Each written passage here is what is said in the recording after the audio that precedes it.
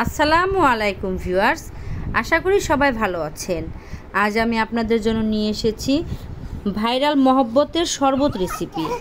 বাসা এইভাবে বানিয়ে খেয়ে দেখবেন, আশা করি ভালো লাগবে। চলুন তাহলে শুরু করা যাক। এক ফালি তরমুজ এভাবে কুচি কুচি করে কেটে নেব।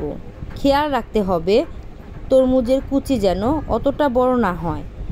এখন তরমুজের কুচি অন্য আরেকটি পাত্রে ঢেলে নেব। এখন দিয়ে দেব হাফ লিটার দুধ। এই দুধ আগে জাল করে ঠান্ডা করে নিয়েছি। দুধ জাল করার সময় পরিমাণ মতো চিনি দিয়ে দিয়েছি। আপনারা চাইলে স্কিপ করতে পারেন। দেখুন তরমুজের বিচি উপরে ভেসে উঠেছে। এখন এই বিচিগুলো তুলে ফেলব।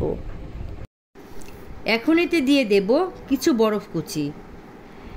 এখন যেহেতু অনেক গরম, তাই বরফ কুচি সবার শেষে দিয়েছি, আগে দিলে গলে যাবে। রেডি হয়ে গেল তরমুজের মহব্বতের শরবত রেসিপি।